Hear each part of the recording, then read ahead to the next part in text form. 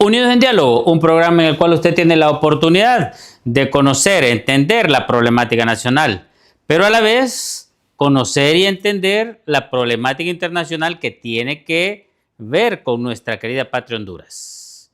Hoy estaremos abordando un tema de interés para la gran mayoría de nosotros los hondureños, debido que a ese tipo de problemas nos estamos enfrentando a diario y es de una u otra forma que nos tiene también complicada la existencia con los que nos gobiernan antes y actualmente. Hoy tenemos de invitado un personaje muy especial. Desde fuera del país se encuentra con nosotros Mike Vigil, un consultor internacional, ex agente de la Agencia Antidrogas de Estados Unidos, la DEA. Muy bien, muchas gracias, Mike, por acompañarnos. Bienvenido a Unidos en Diálogo en Honduras. Gracias por acompañarnos. Muchas gracias. Siempre agradecido por la invitación. Mike, nos puede... Bueno, antes de iniciar, quiero decirle públicamente, lo felicito porque el día de ayer estaba de cumpleaños, 14 de abril, su fecha de natalicio. Así que nos gustaría saber dónde usted nació, dónde estudió y cómo usted llega a incorporarse a la agencia que usted muy bien representó a nivel nacional e internacional, la DEA. Bueno, yo nací en un pueblo muy pequeño que se llama Española, al norte del estado de Nuevo México, aquí en los Estados Unidos. Yo desde pequeño miraba mucha televisión y siempre me gustaban mucho estos programas de policía. Y entonces cuando terminé mis estudios de preparatoria, fui a la Universidad Estatal de Nuevo México, que queda al sur del estado, en una ciudad que se llama Las Cruces. Entonces, esta universidad era una de las pocas que tenía un título en ciencias de criminología.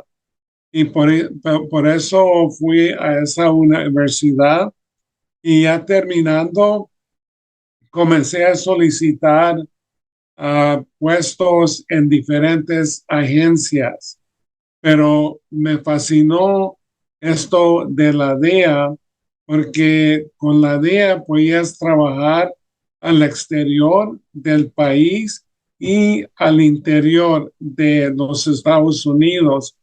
Y también me daban la oportunidad de trabajar encubierto y siempre me fascinó esto del juego de ratón y gato. Excelente. Estoy viendo ahí a su izquierda, si no me equivoco, una serie de escritos, libros y unos, creo que es uniforme del ejército, de la DEA.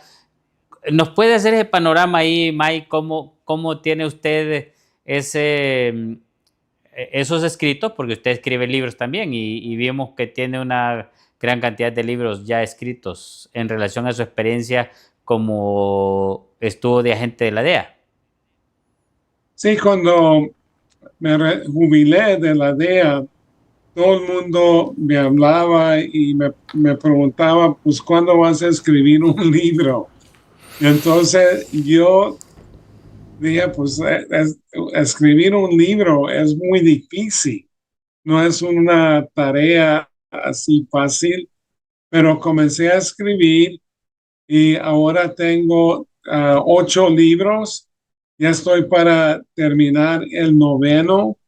Y yo uso mis experiencias adentro de la DEA, aunque la mayor parte son novelas, muchos escritorios escriben un poco y luego tienen que hacer un análisis. Yo nomás estoy aquí en la computadora escribiendo basado en mis experiencias y para mí es muy fácil porque yo trabajé así como jefe de operaciones internacionales, entonces estaba encargado de todas las oficinas de la DEA alrededor del mundo, todas afuera de los Estados Unidos, y comencé a desarrollar estos operativos multinacionales. El más grande fue con 36 países.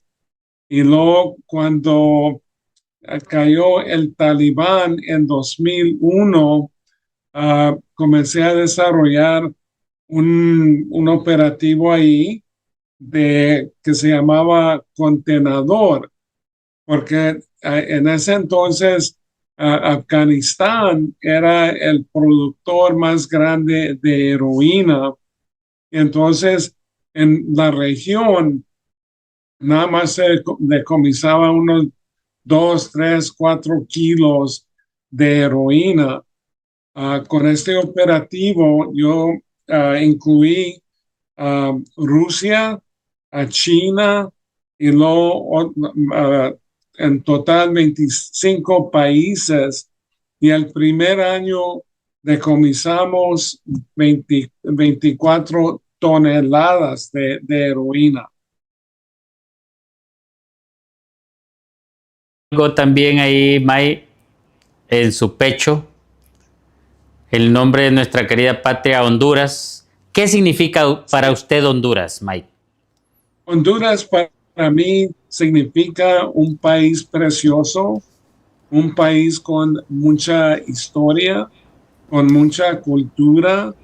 La gente lucha diariamente y Honduras siempre va a estar muy cerca de mi corazón. Muchas gracias, Mike. Lo que nos corresponde como hondureños, crea lo que nos hace sentir muy bien al tener en su pecho el nombre de nuestra querida patria Honduras y sus palabras que acaba de decir. Y en virtud de eso, vamos entonces a hacerle alguna serie de preguntas en relación a nuestra querida patria. Y es cómo se ha considerado Honduras a través de la historia en lo que usted estuvo trabajando en la DEA en relación con el narcotráfico que se le atribuye a esta hermosa patria hondureña. Sí, yo me acuerdo cuando estaba comisionado en la Ciudad de México. Y en ese entonces comencé con operativos multinacionales. Y yo me acuerdo que Honduras participó en uno o dos de esos operativos, hizo muy buen trabajo y desgraciadamente ha habido algunos políticos, no todos, sí hay muchos que son buenos, pero se metieron en el narcotráfico, comenzaron a proteger a ciertos grupos. Cuando estaba Juan Orlando Hernández como presidente, entonces Honduras se convirtió a un narcoestado y corrompió a muchas agencias del gobierno y ahora está luchando fuerte. Por ejemplo, Gustavo Sánchez, el ministro de Seguridad, porque ahora Honduras no nomás es un país transitorio, pero ahora se están encontrando muchos plantíos de coca, laboratorios para procesar coca, y eso es algo preocupante porque no quiero ver a Honduras estar en ese estado, porque cuando hay corrupción entre ciertos políticos, entonces no van a poder, no van a hacer nada contra la corrupción contra que van a desarrollar ah, estos sistemas de salud, de educación, el desarrollo de trabajo y quién sufre en una situación así va a ser el pueblo hondureño. Y yo conozco a muchos hondureños, son gente decente y como digo, yo me acuerdo que antes de regresar a mi estado de Nuevo México, yo estaba viviendo en Washington. Yo me acuerdo durante el invierno, ahí se ponía muy frío, estaba muy pesado. Allá estaban ciudadanos hondureños que estaban construyendo apartamentos, edificios, y un frío que no era que no se que no ¿cómo te digo? No era soportable, sí. Y entonces, pero ahí estaban luchando por la vida y desde ese tiempo siempre he admirado a los hondureños.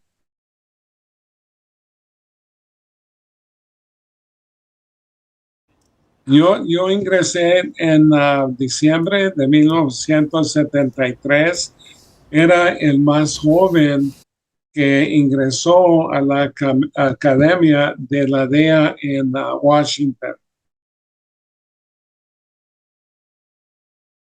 Lo que usted me está diciendo en este momento me trae algunos recuerdos.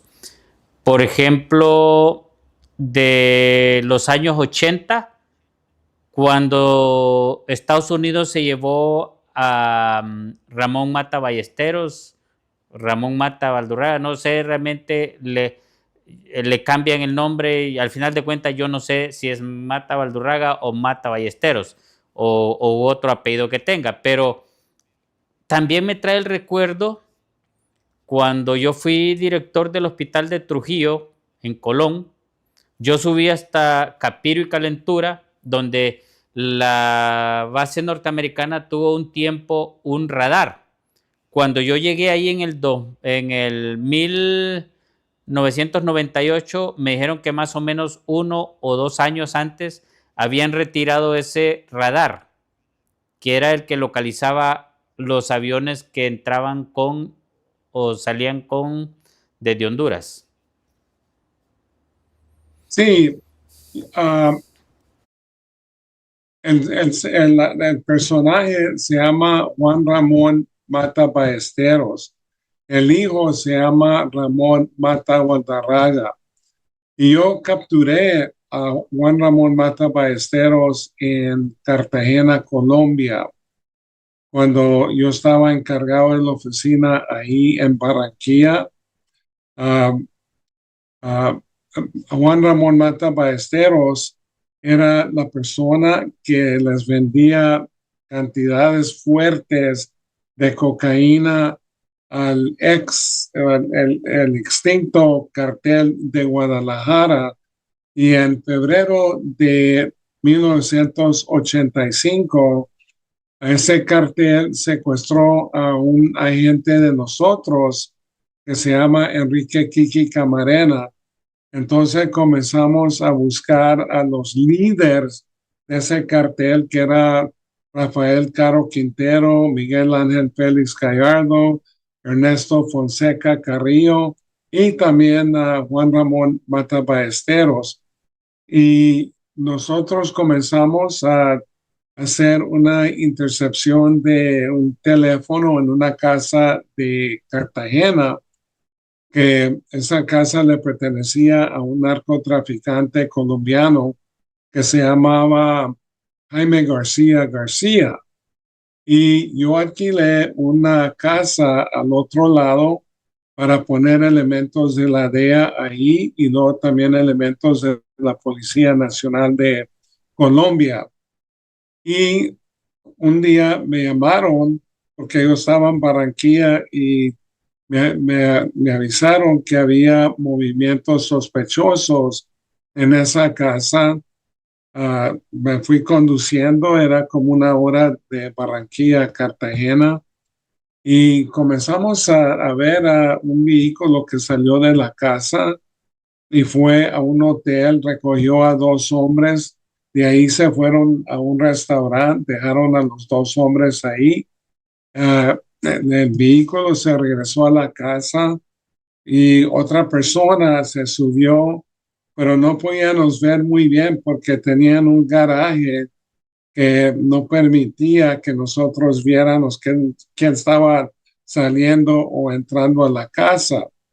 Pero ese vehículo se fue al restaurante, recogió a los dos individuos y luego los perdimos cuando entró a una zona residencial. Después los pudimos interceptar otra vez, fueron al hotel, dejaron a los dos hombres y luego a dos regresaron a la casa de García García. Yo decidí en ese entonces, vamos a catear la casa y trajimos varios elementos de la Policía Nacional y yo y el coronel fuimos a la puerta de enfrente y tocamos y la criada abrió una ventana pequeña a un lado de la puerta. Yo le dije que eran los policías nacional que andaban buscando armas y se puso bien nerviosa. Entonces, ¿quién viene a la ventana si no Mata Ballesteros? Y le digo la misma cosa y me dice, bueno, pues espera.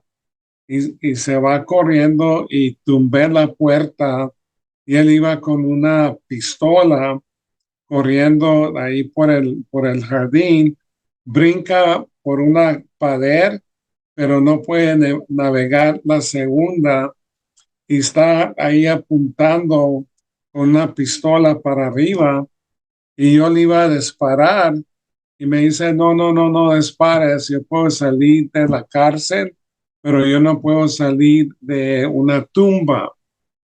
Y yo estaba en una sala con él y mientras que la Policía Nacional estaba revisando la casa y él me dice, yo sé que usted es de la DEA y te digo que yo ni mi compadre Félix Gallardo no tuvimos nada que ver con la muerte de la gente de la DEA.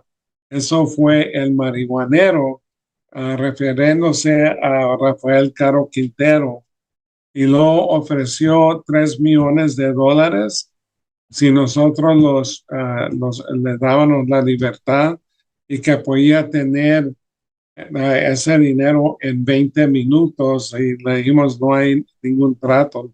Nosotros no hacíamos trato con criminales. Y esa noche lo pusimos en un avión a la prisión La Picota en Bogotá. Y yo iba a un lado de él en el avión y me da la mano y me dice, pues te quiero felicitar porque ya tiene más o menos como 20 años tras de mí y tú fuiste el primero que me capturó.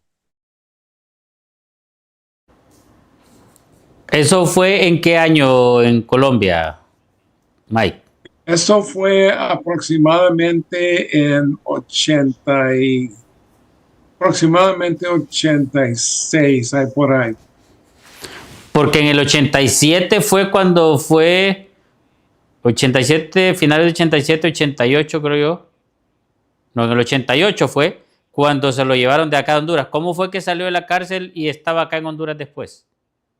Él sobornó a toda la guardia de la prisión y una noche salió, estaba una Mercedes-Benz esperándolo afuera de la prisión y se fue al aeropuerto El Dorado y tenía un Aerocommander ahí y se regresó a Honduras.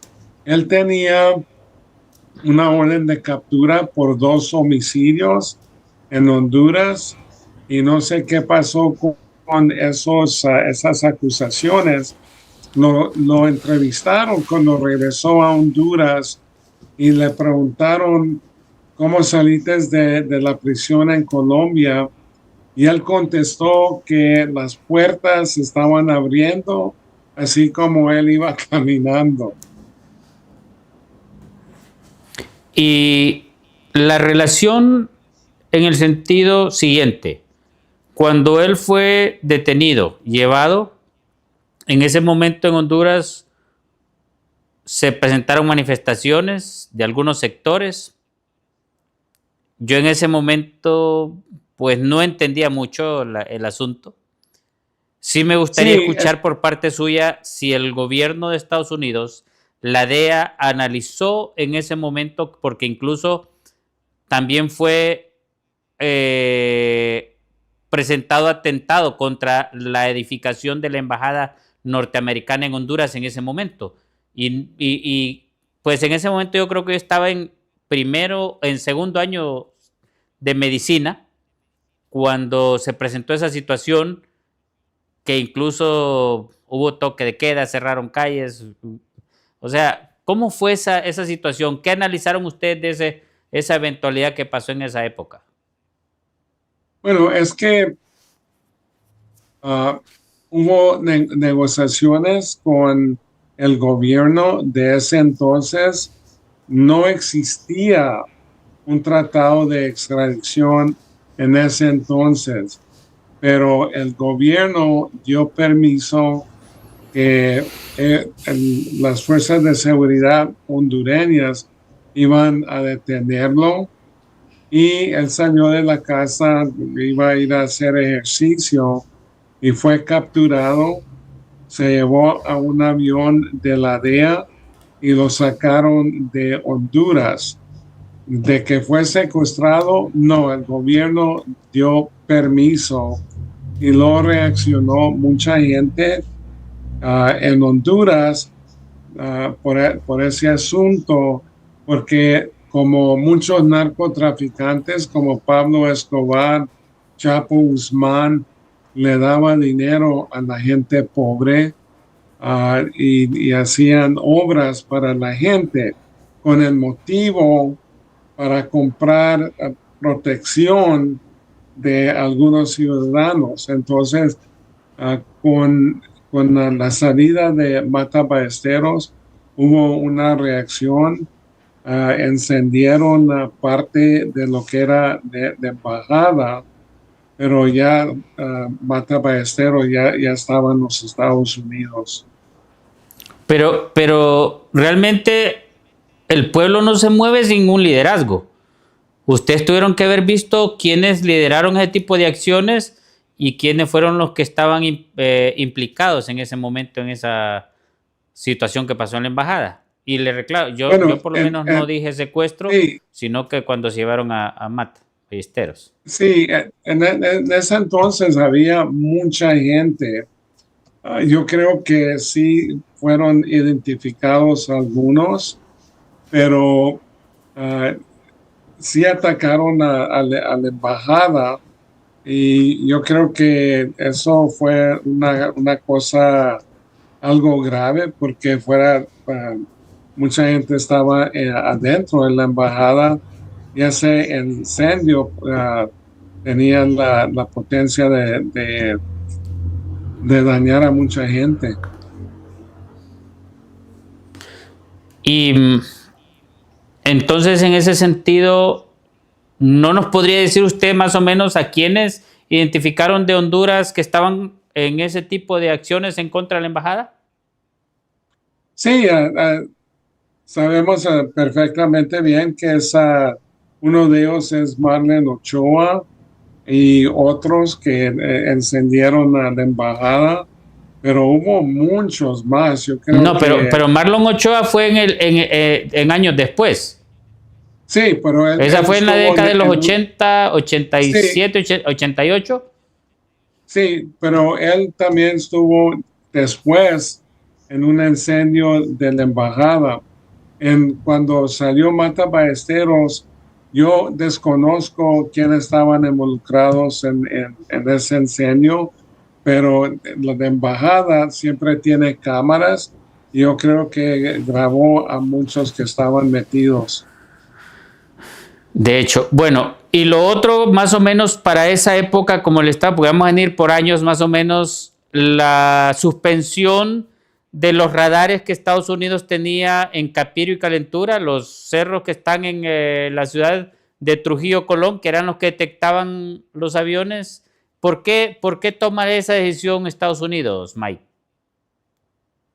No, yo creo que no sé mucho de esos radares, pero sabemos perfectamente bien que había algunos políticos, algunos miembros que estaban vendiendo información de los radares o apagando los radares cuando algunos narcotraficantes iban a introducir cocaína de Sudamérica a Honduras. Entonces, después, yo creo que, y no estoy seguro en esto, pero yo creo que fue Honduras que quitó el radar. No, ahí era base norteamericana, ahí no tenía que ver Honduras esos radares. En Capiro y Calentura lo manejaba la base norteamericana. Y siempre hemos tenido esa duda porque... Sí, pero también, Ronnie, aunque es base militar y es país hondureño, y ellos pueden pedir que ya no quieren ese sistema de radar que esté funcionando en Honduras. Entonces ahí habría que ver quién de los funcionarios en ese momento es el que se opuso, porque en realidad eso era un beneficio tanto para el gobierno de Estados Unidos como para nuestra querida patria Honduras que no estuviera metida en esas situaciones. O sea, la inquietud nos queda en el aire, si no es Estados Unidos, es los que estaban gobernando Honduras en ese momento, que entonces son los responsables de que se siguiera presentando este tipo de situaciones en el país. Yo estoy totalmente de acuerdo que ese sistema de radar sirve mucho para Honduras, para prevenir que entre coca por aeronaves. Ok, ahora, Mike, yo estuve viendo incluso en su momento algunos mapas donde se trazaban las rutas de camino, como dijo usted, que Honduras se convirtió en un país de tránsito en su momento. Ahí se miraban una gran cantidad de marcas de las rutas de los aviones que venían de Sudamérica, pasaban por Honduras y luego a Estados Unidos. Si yo tuve la oportunidad de verlo, eso significa que usted probablemente los tuvo en la mano, el gobierno de Estados Unidos los tuvo en la mano. ¿Qué pasaba con esa situación? ¿Por qué no se intervino y no se actuó en contra de ese tipo de situaciones que se estaban presentando en ese momento para ir disminuyendo el tráfico y que Honduras se convirtiera en un país en su momento de tránsito y después, como usted menciona, de laboratorios y de producción de algunos Bueno, elementos de drogas? bueno, bueno, la DEA hace mucho tiempo que tiene una oficina en Tegucigalpa. Tenemos agentes que han trabajado ahí. Muchas veces se pasaba información a la policía o al gobierno de Honduras y todavía sigue eso, pero en ese entonces era Honduras que tenía que reaccionar, porque nosotros cuando trabajamos en un país extranjero, nosotros no tenemos el derecho de detener a ciudadanos, por ejemplo, en este caso de Honduras. Entonces, esa acción le pertenece al gobierno hondureño. Bueno, estamos hablando que esos mapas que yo tuve la oportunidad de ver venían surgiendo desde los años 2000 para acá. Se profundizaron más en el 2004, 5, 6, 7, etcétera. Y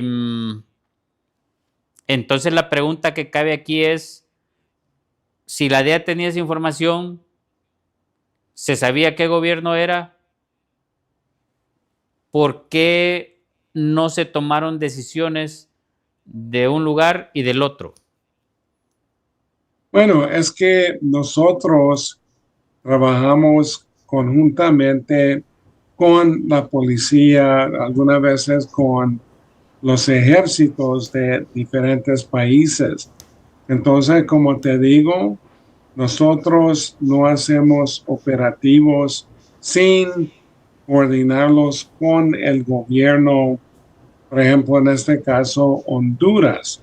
Entonces, esa información si tenemos información, se pasa a ese gobierno y le pertenece al gobierno donde estamos trabajando de tomar acción. Entonces nosotros no podemos ir allá, como te digo, y detener ciudadanos porque eso es ilegal. Bueno, vamos a irnos a una pausa, Mike. Cuando retornemos, vamos a hablar un poquito sobre esa situación. Tenemos muy claro que Estados Unidos es muy respetuoso de ese tipo de leyes, pero también tenemos que establecer si hay una cooperación entre ambos países, Honduras y Estados Unidos, para el beneficio de Honduras y para el beneficio de Estados Unidos, tienen que tomarse las medidas adecuadas si se tiene la información. Si yo la pude ver, que soy un simple ciudadano, no digamos el gobierno de Estados Unidos y el gobierno de Honduras, y la pregunta que queda en el aire es, ¿por qué no se tomaron las decisiones en su momento? Y después vi otros mapas donde años posteriores esa situación se disminuyó.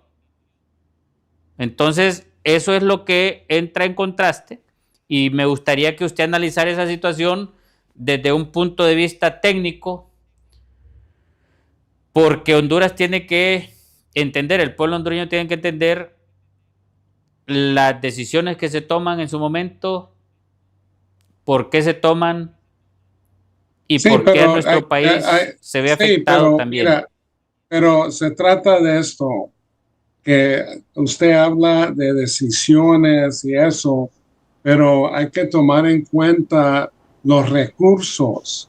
¿Qué recursos tiene Honduras sobre de helicópteros que pueden utilizar la policía, por ejemplo, para llegar a una pista clandestina? Se necesita que los elementos de las fuerzas de seguridad tengan la capacidad de hacer estos operativos. También hay que hablar de las leyes, si las leyes son adecuadas. No nomás es cuestión de tomar decisiones, hay muchos factores que hay que tomar en cuenta. Excelente.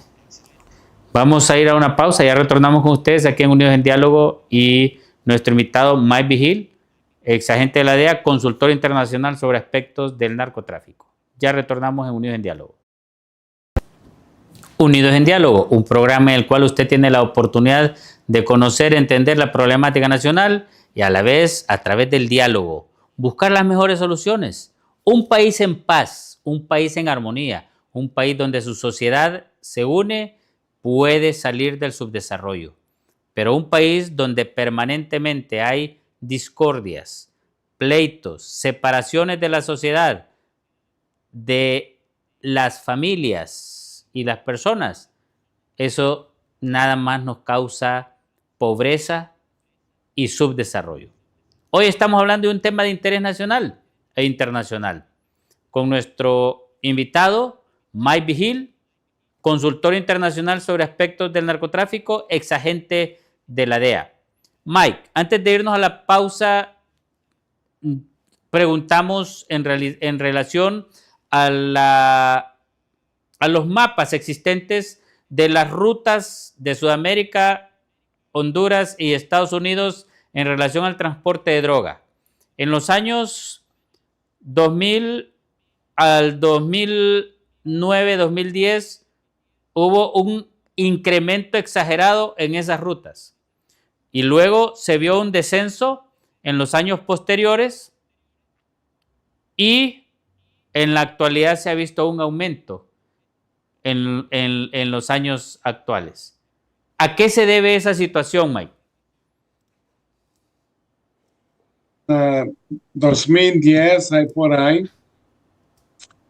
Especialmente en realidad esto sucedió en los 80s, porque la ruta principal de Sudamérica, de Colombia, por ejemplo, uh, la mayor parte de la coca pasaba por el Caribe.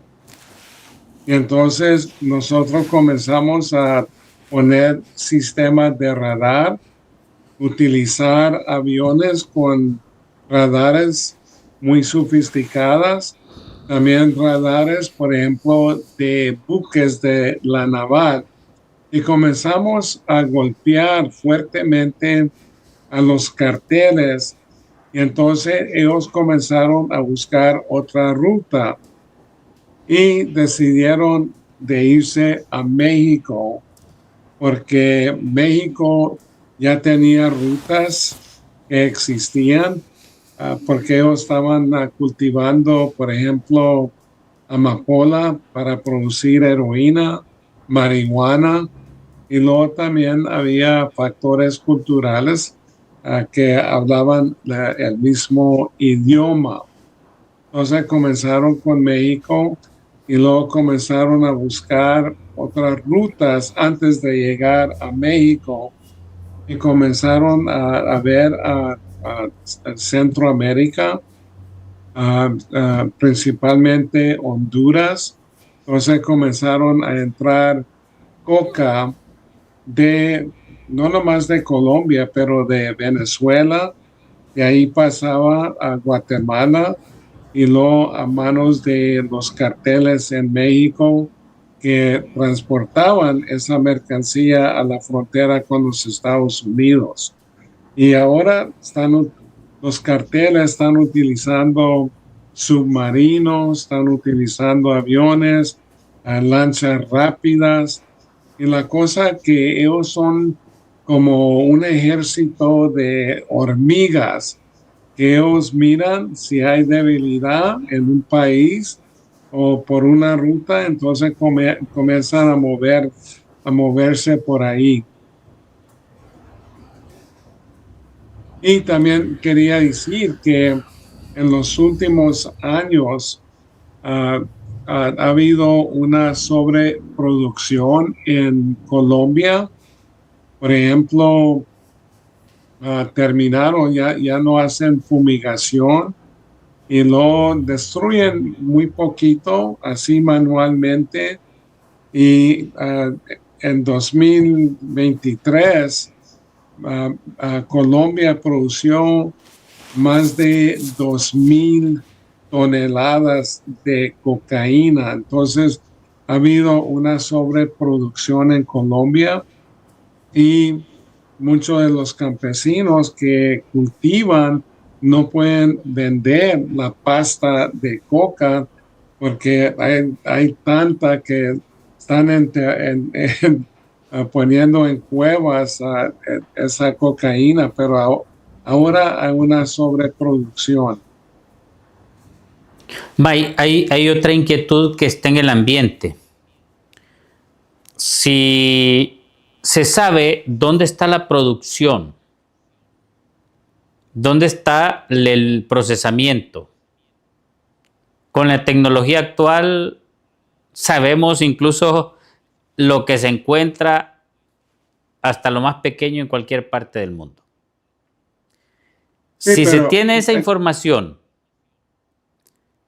y sabemos que viene de Colombia y sabemos que pasa por X lugar y que llega a su destino en Estados Unidos, o sea, tenemos 3 puntos estratégicos donde poder incidir, desde la producción, el transporte y el lugar donde llega.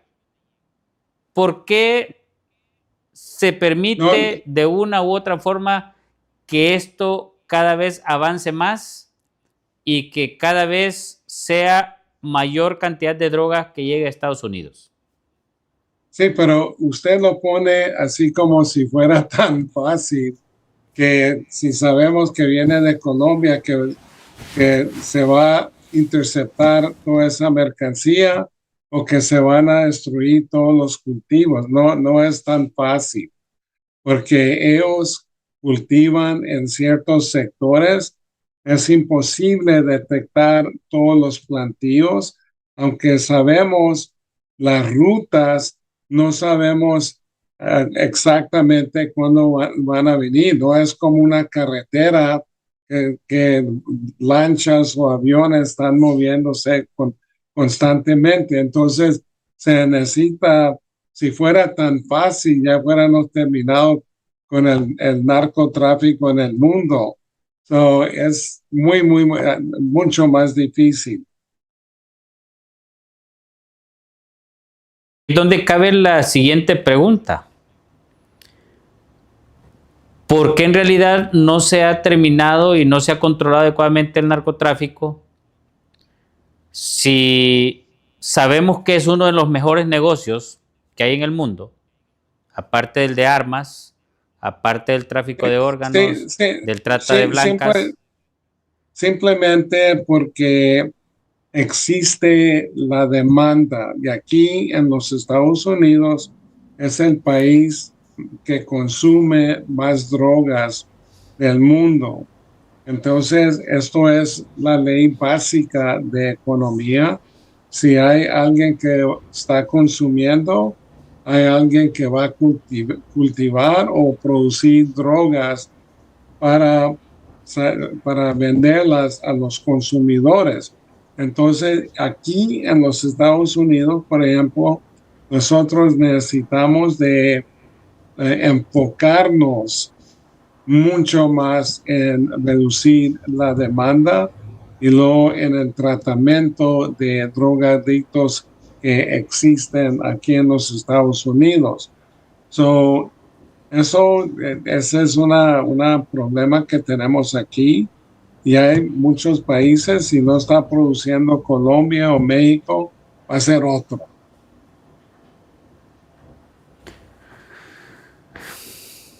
En relación a todas estas drogas, incluyendo el fentanilo, Mike, que está siendo muy utilizado en este momento y que se está llevando la vida de muchos jóvenes y de personas en Estados Unidos, ¿qué pasa con ese tipo de controles en el gobierno de Estados Unidos en relación a su población? Sí, es que, por ejemplo, los precursores químicos para producir fentanilo vienen principalmente de China y luego entra en los puertos mexicanos, por ejemplo, Lázaro Cárdenas en el estado de Michoacán, en Manzanillo en el estado de Colima. Algunos de esos precursores también entran por el puerto de Veracruz. Y es muy fácil para producir fentanilo porque si tienen los precursores, usan tinas de metal y mezclan los precursores con una pala, un palo, y luego eso es muy fácil. La mayor parte de las drogas, por ejemplo, que vienen de México y de Sudamérica, pasan por las garitas fronterizas de los Estados Unidos. Y es muy difícil para revisar todos los vehículos que están entrando de México a los Estados Unidos. Ahora se está implementando más y más tecnología, porque hace aproximadamente 15 años que nada más se podía revisar aproximadamente 17% de los camiones que cruzaban a los Estados Unidos y aproximadamente 3% de los vehículos pasajeros.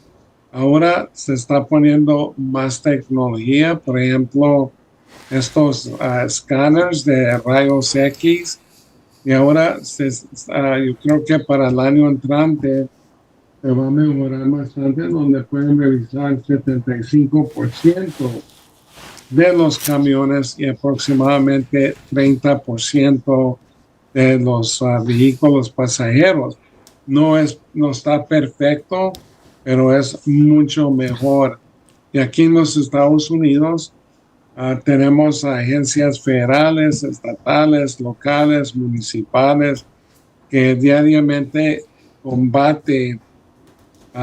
está combatiendo el narcotráfico aquí en este país y lo combatimos en otros países también. Pero definitivamente se ve que hay mucha falla y mucha deficiencia aún con todo el empeño y la tecnología que hay. Y eso nos deja un sinsabor en el ambiente en relación a todo esto. Pero también yo quería preguntarle lo que ha sucedido con la presentación y en la web que salen videos de personas que de una u otra forma han sido captadas en reuniones. ¿Cómo está esa situación, May, en relación a la DEA y a lo que se puede presentar con las personas relacionadas con estos videos? ¿Tú estás hablando del video de Carlos Zelaya? ¿Es uno de ellos? Sí, eso se puede utilizar como evidencia. Muchas veces los fiscales federales de los Estados Unidos van a querer más evidencia que el video, pero un video así como de Carlos Zelaya, por ejemplo, es una evidencia contundente cuando tienes audio y video. So, también nosotros, por ejemplo, yo he trabajado encubierto en muchos países y podemos utilizar microcámaras para grabar, alguna tecnología también para grabar el audio. Pero también eso es algo peligroso porque algunas veces estos mafiosos van a querer revisarte a ver si tienes micrófono o una cámara o algo así. Y si la descubren, te pueden matar fácilmente. Pero se menciona ahí incluso en el ambiente que por ser un video viejo no tiene ninguna validez. ¿Qué tal opina usted de eso? No, sí se puede utilizar, pero como te digo, los fiscales no nomás van a querer el video, van a querer otras evidencias, pero con ese video, yo creo que Carlos Zelaya abrió la puerta para hacer una investigación contra de él. Pero nosotros usamos muchas de ese tipo de tácticas de hacer grabaciones. También, por ejemplo, se pueden poner cámaras en un cierto lugar donde vas a tener negocios con un mafioso, también en el vehículo. Entonces nosotros tratamos de desarrollar toda la evidencia posible. ¿Habrán más videos, Mike? ¿Sobre de quién? Sobre lo de ese mismo tema. Yo no sé, porque en realidad ese para nosotros fue una sorpresa que apareciera eso y no sabemos si hay más videos o no, ya sea de esas mismas personas o de otras personas. No, la pregunta es si habrán más videos en relación a más personas involucradas. ¿Tú dices en Honduras o dónde? Sí, por supuesto, de Honduras. Bueno, yo no tengo conocimiento y aunque lo tuviera, no lo mencionara en televisión. Y lo de, por ejemplo, que surgió con un avión que vino desde México en su momento, ¿qué información tiene de eso? Yo creo que han venido muchos aviones de México, ¿a cuál en particular? Bueno, el avión que no sé si fue en el 2006 o 2005 por ahí, que entró al aeropuerto de Toncontín.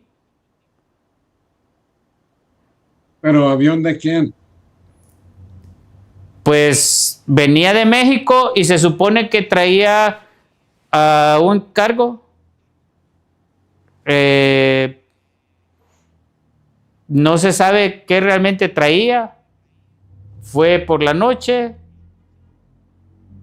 Solo se supo, incluso hay información ahí pública en la web, que era de uno de los personajes famosos de México que está en este momento detenido en Estados Unidos y que Sí, venía al dirigido parecer, a personajes de sí, acá de Honduras. sí, bueno, sí hubo un avión supuestamente que vino de parte de Chapo Guzmán. No me acuerdo, pero nada más escuché porque yo no estaba en Honduras. Entonces me está haciendo preguntas que yo no tengo conocimiento. Ha escuchado de ellos, pero yo no estuve en Honduras en ese entonces. Y con el anterior presidente de Honduras, ¿hay evidencias claras de lo que se menciona que él hizo? De Juan Orlando Hernández, Sí. pues fue convicto por un jurado. Entonces hubo suficiente evidencia que se presentó a un jurado y ellos lo hallaron culpable. Entonces, obviamente, hubo evidencias. Entonces se puede desestimar lo que los familiares y alguna parte de la sociedad dice que él pueda retornar. Yo no creo, porque él era amigo de Donald Trump cuando Donald Trump fue presidente la primera vez y Donald Trump lo recibía en Washington porque Juan Orlando Hernández también le ayudaba a él a parar caravanas de migrantes, pero no creo que le va a dar un indulto a Trump, a Juan Orlando Hernández, porque ya no puede hacerle favores a Donald Trump. ¿Hay algún indicio en la justicia de Estados Unidos con un antecedente similar a ese que haya echado para atrás la sentencia? Como Juan Orlando Hernández, no. Similar, sí. Tú dices no entiendo tus palabras. Un antecedente previo a este que lo hayan soltado. Tus preguntas son muy generales. Tú me haces preguntas de un avión aterrizó, ¿qué sabes de eso? ¿Cómo voy a saber? Entonces, de eso de Juan Orlando Hernández, la única cosa que te voy a decir que fue convicto y hubo muchos testigos que declararon contra de Juan Orlando. Pero las preguntas que tú me estás haciendo es como si yo te pregunto, un hombre, ¿conociste a que entró un hombre en la frontera de Tijuana? Esas preguntas son muy en general. Ahora, entonces, una pregunta más cerrada. ¿Cómo está la situación de Marlon Ochoa en cuanto a lo que se menciona, que hay evidencias, si hay fotografías, videos, etcétera, no sé qué más, en relación a la quema de la embajada de Estados Unidos ubicada en nuestra querida patria Honduras y que, Sí, se ha que mencionado? mucha gente, sí, eso fue un acto de terrorismo y mucha gente dice, pues Marlon Ochoa no fue el que encendió la embajada, pero si él formó parte de ese grupo, que fue con el intento de encender la embajada. Entonces, eso es una conspiración. Él es co-conspirador y si lo acusan formalmente, entonces va a ser acusado por terrorismo, porque aunque sea una embajada en territorio hondureño, cualquier embajada es como Un territorio. territorio de territorio de los Estados Unidos, y entonces uh, sí pueden acusar a Ochoa. ¿Y cuál sería el futuro de él si puede salir culpable ante esa situación? Bueno, le pueden dictar cadena perpetua. Si fuera muerto alguien en ese incendio o herido, entonces bajo la administración de Trump, una pena de muerte fácil. Bueno, ¿qué futuro nos espera a Honduras, Mike, en relación a la lucha contra el narcotráfico, donde se ha visto incluso relación de gobiernos sudamericanos, incluso con el gobierno de Cuba y otros de tendencia socialista, en una alianza para esta situación de fortalecer el narcotráfico?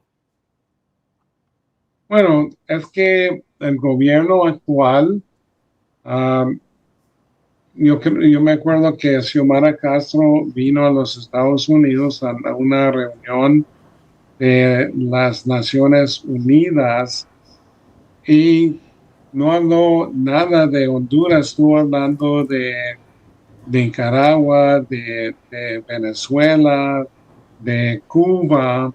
Entonces,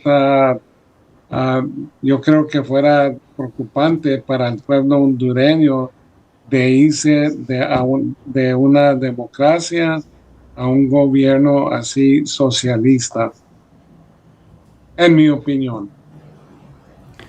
Muchas gracias, Mike. Sus palabras finales, porque estamos llegando al final.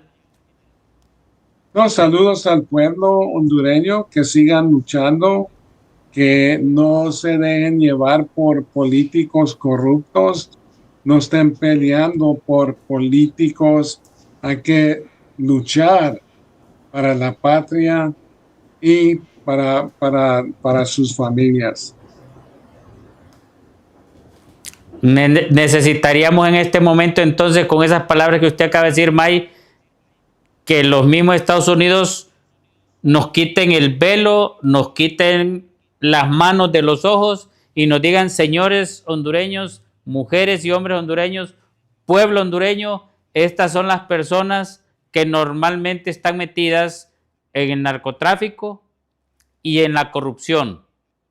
Porque aquí lamentablemente nadie nos ha dicho con la franqueza que nos podría decir el gobierno de Estados Unidos y decirnos claramente, meridianamente: estos son los personajes relacionados con esto, a los que ustedes deben tener cuidado.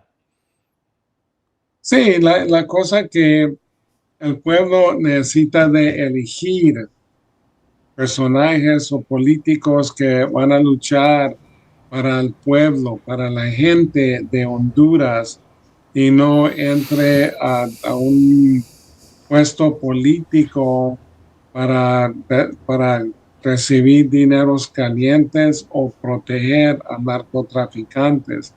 Pero eso yo creo que le va a pertenecer mucho más al gobierno que va eligiendo el pueblo de Honduras. Muchas gracias, Mike, por permitirnos esta entrevista.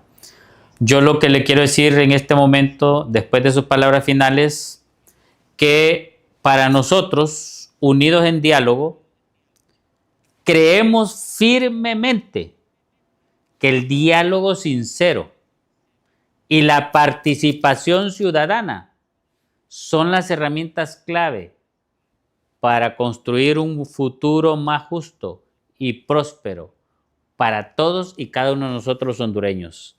Hasta el siguiente programa, Unidos en Diálogo.